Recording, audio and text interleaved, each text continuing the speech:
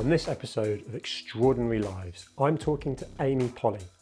Amy is a teacher, speaker, author and mental health campaigner with mindfulness and well-being at the core of everything she does. Amy is a fully qualified accountant with a 20-year career, most recently as the senior leader in the fire service, managing 3 departments, as well as being strategic lead for mental health and well-being. She left this role in 2021 to trailblaze her passion of mindfulness, to demonstrate how managing our own mental health can be a force for change when it comes to organisation and culture. I am craving learning as much as possible about mindfulness and wellness, so this conversation with Amy will be fascinating, and I want to know what works personally for her and her definition of mindfulness. As a parent myself to 2 young daughters, I feel strongly that a better understanding of wellness and mental health is desperately needed to be included on the school curriculum. Why is it not taught in schools from a young age when we have data showing kids develop so much by the age of 7? I know this is something Amy is passionate about and actively visiting schools to help kids with coping mechanisms and to talk rather than suffering in silence. I'm really looking forward to talking with Amy. Amy, welcome. Hello, thank you. I'm excited. Yeah, me too. Tell me, who's Amy Polly? So, $1 million question. I am a mum. I am a mindfulness teacher, a mental health speaker. I call myself a rebel because I just feel like I do things a little bit differently. I go into organisations and talk about mental health and mindfulness. I am a neurodiversity advocate because I was late diagnosed with ADHD. And hopefully I'm someone that just brings a little bit of joy to people's lives. 100%. I will agree with that in spades. What did a young Amy want to be when you were growing up? So I wanted to be a children's TV presenter. That was the main thing I remember. You know, growing up, actually, even at a really young age, I wanted to be an entertainer. I always used to say to my mum, I want to sing, I want to dance, and that would always be me coming along and making people smile and singing and making up my own routines. And then I remember when I was sort of teenager, when you're thinking about what you actually want to do, I was going to go off and be an entertainer on a cruise ship specifically. And that's what I wanted to do. And then I ended up being an accountant. God, I need to know what happened there. I know. That's very different. Do you know what happened, which I think is what happens for a lot of people? You have that pressure of finding something that is going to be safe. And my parents, by the way, are really supportive. I was never pressured into doing anything. I wasn't pressured into uni. I didn't want to go to uni. I didn't do that. But I just had that feeling of, oh, you're leaving school now. What are you going to do? And I went, Oh, it's really sad hearing that. And actually pressure to grow up. Yeah. Get a job. Yeah. I mean, I still like to point out that I did rock up to massive audits when I was in accounts and audit in my pink car. And I still used to, I hope, make people smile and do things in my way. So, and I, you know, we all say you kept that character with you all the way through. I think so. Yeah. And I did enjoy my career for a long time because I am someone that if I set my mind to something, I'm going to do it. So my aim was to qualify as an accountant, and that's what I was going to do. So still had fun doing it, and I don't think I was your typical accountant. No, I can't imagine, but probably a lot more enjoyable for the people around you. I hope so. In that environment. Yeah. So take me through, because that was 20-year career? 19 years. 19 years, right? Yeah. So at what point did the rebel in you just kind of, you know, I'm coming out? Yeah. So I found mindfulness just for myself personally. I was going through a period of stress and I needed something, and you go to a search engine in the middle of the night, and that's how I found it. And I started to realise that the more that I talked about these things, my mental health, the fact that I was practicing mindfulness, I started studying it because I'm like that as well. Yeah. I realised that there was something in it straight away when it helped me to sleep better. So I then signed up to courses because that's how I am. I was like, this works. It's magic. I need to know everything about it. And so I signed up to a course and I started to learn. But when I started to open up, I've noticed that other people started to open up. And I guess that set me on a journey of being a bit more myself, because when you practice mindfulness, you have more self-awareness, and I started to have a bit more confidence in myself. And then fast forward, because I practiced for a few years just for me and my family and my mum who suffered with depression. We did things together. And then I started to talk about it more in my last role in the fire service. And the more that I spoke about it, the more that my manager could see that I was good with people and maybe this might help. And I guess that was the catalyst. And then we went into COVID and I'd been struggling. And I think that I took the leap in 2021 to leave my accountancy career. So I think COVID and having had my little boy and struggling with that was the but life's actually, too short. Totally. But that prepared you, right? Actually, in the context of your own journey, practicing with your mum, people around you that clearly benefited from your positivity, your knowledge. Now, tell me the sort of the journey from leaving the fire service, secure job, getting paid every month, because you went full entrepreneurial, right? Yeah. Talk me through that. So, and can I just say, by the way, that as a bit of like my backstory, I practice mindfulness just for me, and it is my passion because it helped me so much. It was never, I'm going to do this because this is going to be my job. I think it's very different when you start something because it's helped you so much, and it is my passion, and I was living it before I was teaching it. So yeah, the journey from leaving the fire service, basically, we haven't got long, and there's so much happened in such a short space of time. But I had my little boy, and I'd always wanted a baby. I was so excited about it, felt prepared, all good. But when I had him, I absolutely knocked me for six. I suffered with postnatal anxiety, which I'd never even heard of. And I think when things like that happen, you start on that train of what's happening, that life is too short and I don't feel okay. What do I need to do to look after myself? And so I was already on this journey of self-development and mindfulness and knowing that I need to communicate and ask for help. And when I went back to work after having him, I was really open about my journey. I did not want to go to work and have to be quiet about the fact that I was struggling. And I already know that the power of sharing and having supported my mum and stuff. So that's what I did.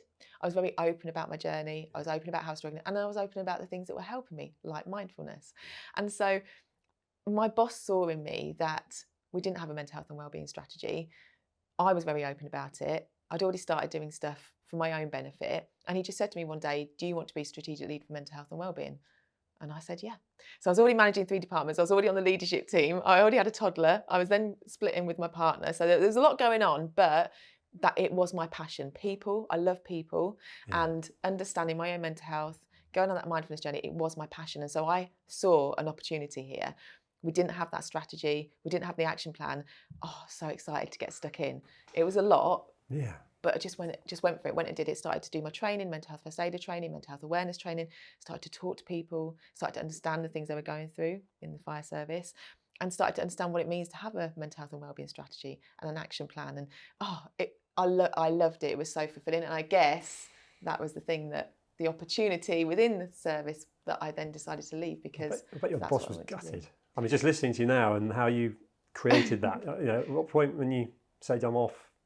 Well, I reached burnout. So I had a really good relationship with my boss. And do you know what, actually, as leaders, we always said that if we develop someone out of the organisation, we've done a good job. So he was never sad in that sense. That's really see me cool. go. Yeah. I like that. And so, yeah, he was happy for that to happen, but I reached burnout. So I actually got signed off work for about 6 weeks, just before I had my ADHD diagnosis, about 6 months after I'd split with my partner, and I'd been doing all of this work, and we'd started to go back a little bit after COVID. So it was a lot, even me just talking about it, it's a lot, isn't it? You can feel the energy, it was a lot.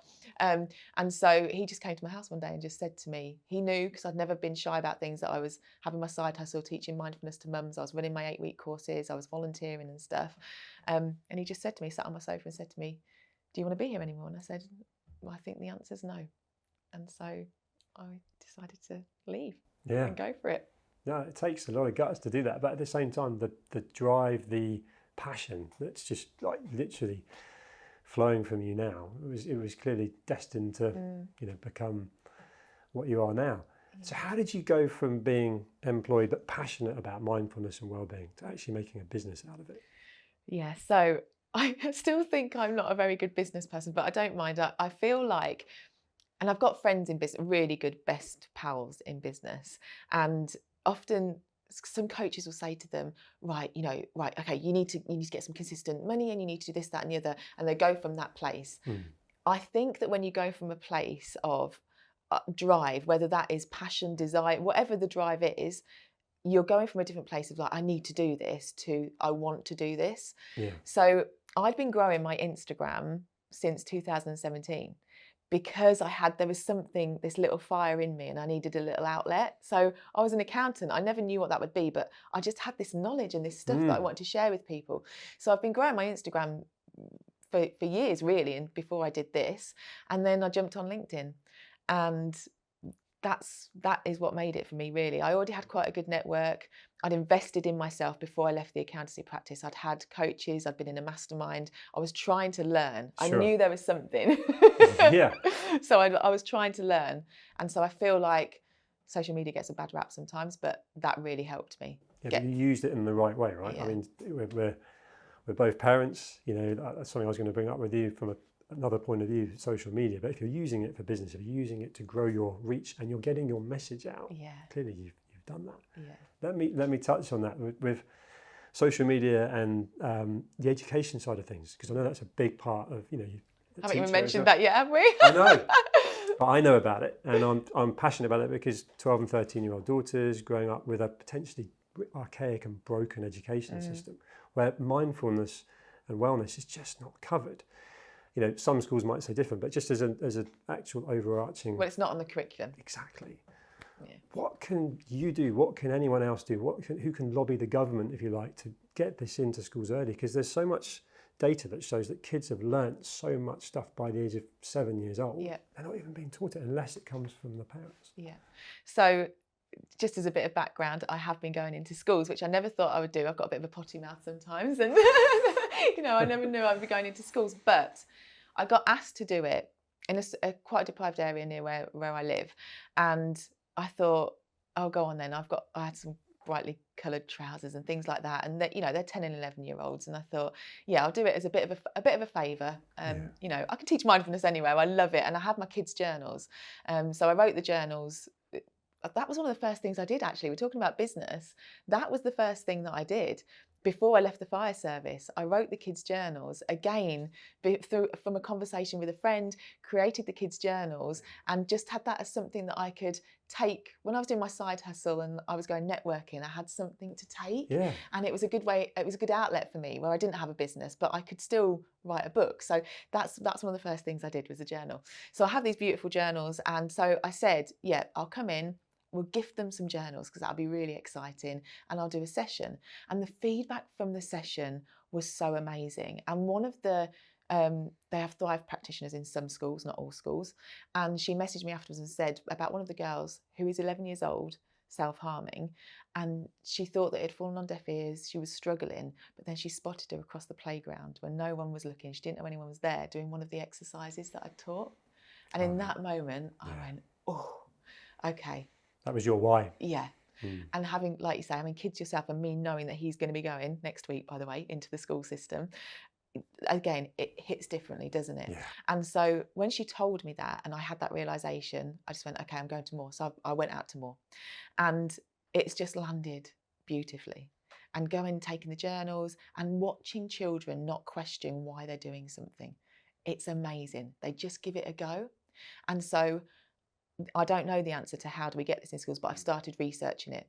If you look at the tabs on my laptop, there's pages of like government documents. And well done you. It's needed, right? I'm starting to look. It's not easy, but it's got to be doable because they've recently had, like, the sex education stuff has changed, hasn't it? So different ages, it's getting into, so it can change, the curriculum can change, and this is needed. And especially if we're seeing now the levels of anxiety and depression in children as young as 11, and I've just started studying my certificate in children's and young people's mental health, and it's really interesting. So I've been going into the schools, and I've just realised that this is so needed. The problem is getting into schools, the funding barrier, and people getting on board with it, because we need to learn geography and history and maths and English and everything else. So it's amazing. There's a lot of people out there that want it and want to do it, but their hands are tied. Interesting. If you can break through that, and anyone watching has any ideas, I mean, it just feels so broken at the moment, and on the back of COVID as well. The amount of marital breakups and kids that have just been left to go on their phones, and then they're being educated by social media and bringing it back to mental health. TikTok is the #1 search engine for mental health, which is crazy. We're filming in the Jack studio, JAQ, Just Ask a Question, the social media mental health platform, which you are a big part of, a superstar within. What are your thoughts on Jack? It's amazing. The first time I ever saw it, and I had a chat with Daniel, I said to him, the reason this is so special, and I guess it fits with like my heart-led work and the way that I do things, is that it's not clinical. It's very real. It is personable. And that was one of the big things when I started working in that sort of mental health space. Everything is quite, and I don't mean clinical as in, you know, a sense of going into a clinic. I mean clinical as in the dry conversations, the very serious conversations, you know, giving very straight answers. Yeah. Jack is real. Yeah. That is totally the profound authentic thing about it. Like Danny himself. Absolutely, right? absolutely. And if I think about part of what I recorded was around the postnatal anxiety. What if my partner at the time had been able to go somewhere and ask someone like me, how do I support someone with postnatal anxiety?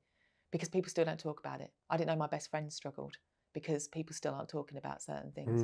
If you've got somewhere where you can go and ask a question as someone who's supporting someone else, it's not even just for the people that need it.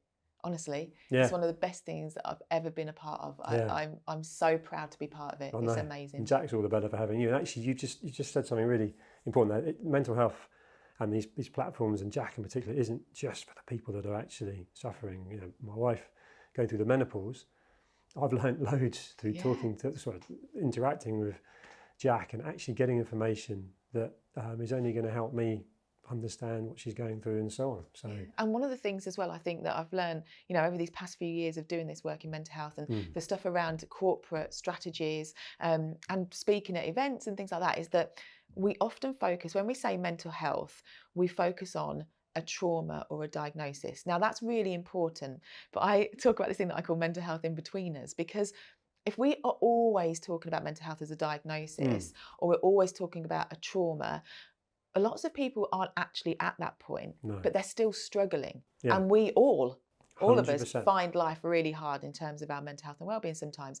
That mental health in-betweener, those in-betweener bits, I feel aren't talked about so much. And people aren't going to resonate with that trauma or that diagnosis, but they're still going to need help. So where are those in-between conversations? And Jack has all of them.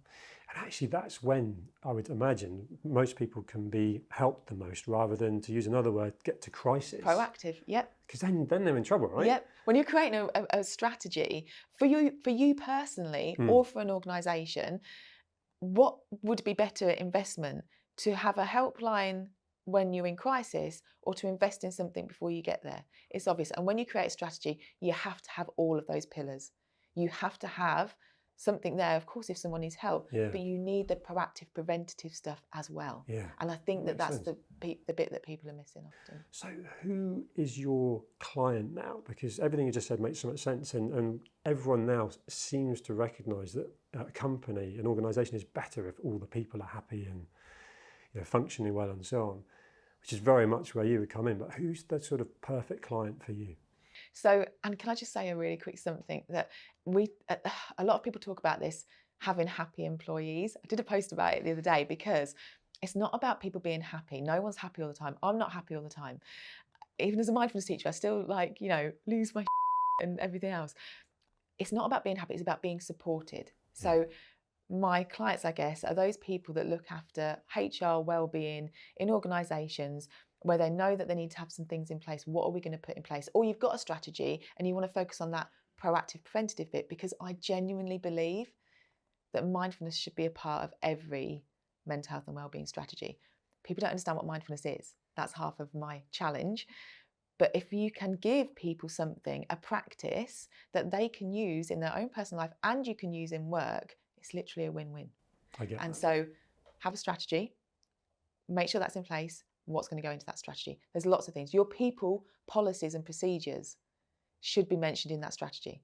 The things around maternal leave, parental leave, you know, sick leave, everything touches on that mental health and well-being. But then what are the proactive things you're going to do? And for me, something like mindfulness is one of those things. So tell me your definition of mindfulness. Sure. So mindfulness simply means awareness. People often think that mindfulness is just meditation. It isn't.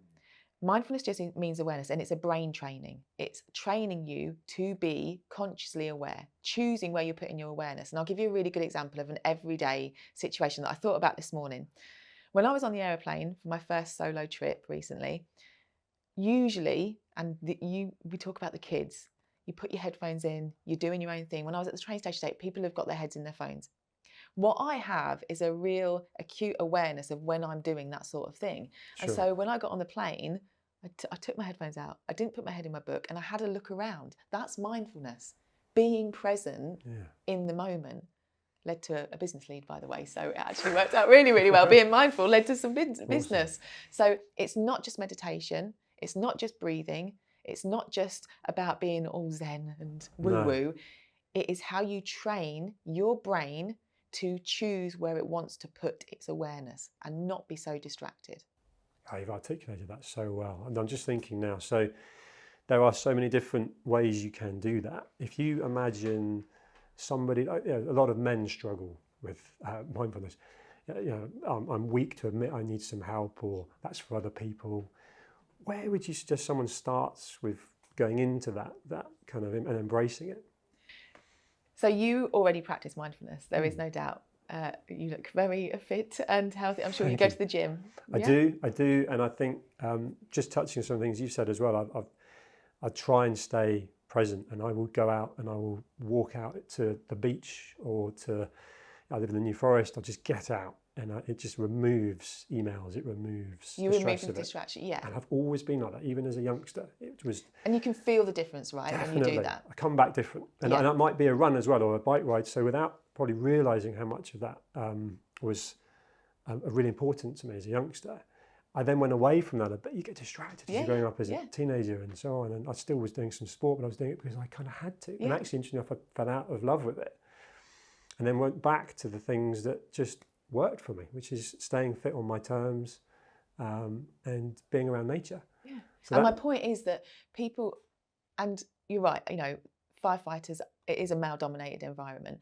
And people think, oh, what is this mindfulness like? Here we go again. Like they joke with me, what's this all about? But my point here is that you already do it. It's just that you can consciously choose to put more time and effort into doing it, which makes it then easier, and then you can learn about what it actually means. So you already do it. You already go to the gym, and when you're in the gym, you're present with what you're doing. Yes. You are practicing mindfulness. Think about when you go out for one of your favorite meals, and you are with somebody that you really love being with, or maybe you're on your own. You have one of your favorite meals. You are so present with that meal. You're really taking it all in because you love it.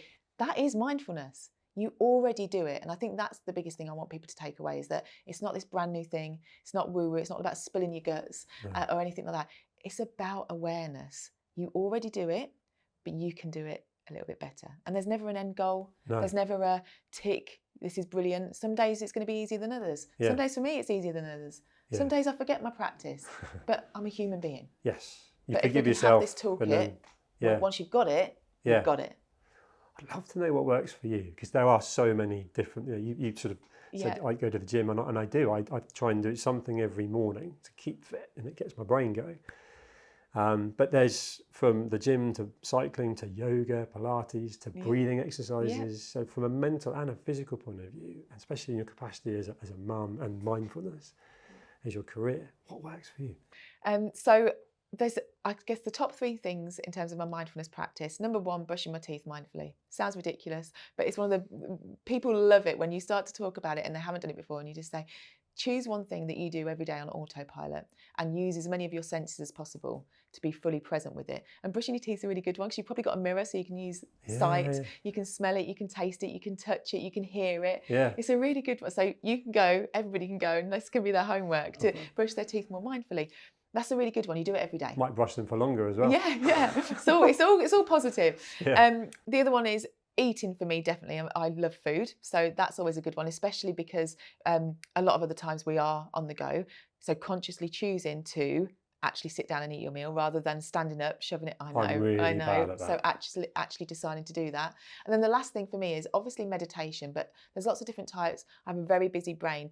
And meditation to music actually is one of my favourites at the minute. And I think people often think that, you know, it has to be silence and you've got to empty your mind, which is absolute crap, by the way. But meditation to music is a nice place to start, especially if you can find a song that's got, you know, repetitive words, a repetitive tune, where you can just focus on like your breathing, get into that zone and just to almost sing along with it. And you can do it out loud or in your head. I did it on the tube the other day. Yeah. You just have to find what works for you. There's so many different meditations out there. Don't listen to someone with an annoying voice either. Turn it off and find another one, because that's the worst thing ever. Great advice. I love it. What's behind the name of Mental Health Rebellion? I'm interested to know that. So I think when I started that studying, when I started to have more conversations, when I opened up my network to, you know, different people and just this concept and started working in this area, everything was a bit samey. Everything was a bit turquoise. And like I said, that clinical conversations were very similar. And I've always felt a bit different. Yeah. Growing up, I've always felt different. And I thought, why not embrace being different instead of trying to fit into a box? And the rebellion just felt right. It just felt like this is a mental health rebellion because I want to do things a bit differently and we don't all have to do things the same way and you can find your own way. Be a rebel, be your own rebel. And that is really where it came from. And it makes me feel good when I say it. And I hope that it makes other people feel good as well. I think that's the thing, because mental health can be, from a stigma point of view, it can be, I don't want to say boring, but it is that element of like, like you said or scary.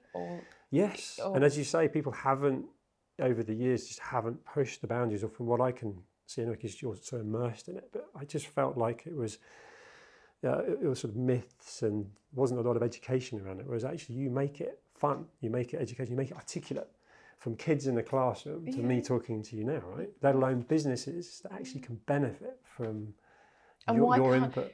Sorry, John, why can't I turn up like I do in the schools with a full Disney tracksuit with a colourful mindfulness journal to talk about mental health? And that is what I do, by the way. I have a full Disney jacket. I mean, how many talks did I have at my school? I got emails saying the kids are waiting for you to come back. Honestly, but that's the thing for me. Why can't I turn up in, you know, bright pink outfit or a Disney tracksuit or whatever it is and talk about some really serious things? But whilst being human. Yeah. And that's the rebellion for me. Yeah. Talk to me about Lego.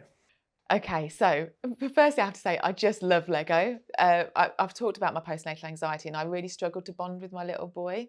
I did a lot of things with him like writing and reading, that's why he's a bit of a genius now. But I really struggled to play with him. And I think that was partly the anxiety, partly my ADHD. And I'm very honest about that. I feel like some people would not like to admit that, but I can admit that. Yeah. Anyway, and then we found Lego and we absolutely bonded over it, and it is still our favourite thing to do together. And then when I started playing, I realised how mindful it is. And so all this just started sort of percolating in my mind. I'm working with children, I'm watching my little boy with it, I'm seeing what it feels like for me. And I was thinking about the barriers that are in place in terms of getting into schools. And I thought, what I need is a partnership to be able to fund this, to get into schools, have that societal impact. And I thought to myself, wouldn't Lego be the best partner ever? You could have little Lego Amy Polly that people, you know, because I gift the journals, they could get the gift of the Lego Amy Polly. You could have it on a backpack, you could have it on a pencil case as a reminder. Because when I go in and I do the sessions with them, we have a go with the journal, we do some mindfulness practices, and then the teachers get a guide. So they get a little handout. So every day now they have a journaling practice, and every week they have a mindfulness practice. And so something like Lego, like kids love, like you're already getting in with them. It's finding that in point, isn't it? It's finding that door. It's Lego so relatable. is a door. And actually, adults, parents love. I mean, look at you, right? You love Lego. Yeah. I've not grown out of Lego. My kids have moved on from it now, but when they were playing it, I was playing it with them, and they'll come back to it at some point. So you've got something there. It just felt like a partnership made it. I just really feel like that would be able to break down the barriers. It would give just an additional layer to the children. Totally. And who doesn't want to support mindfulness and mental health in schools? I just feel like it's a bit of a no-brainer, and I feel like that partnership would be amazing. Has to happen. So remember this now, because it manifest it. Yeah. And it just, for me, I'm just gonna keep at it. And I think that they should have mindfulness guides in some of their Lego sets as well, because 100%. it is mindful. You're not getting a guide, so there could be a few little Amy Polly mindfulness guides in I some of think this. you've got to make it happen. Yeah. 100%. Yeah. Awesome. I love it.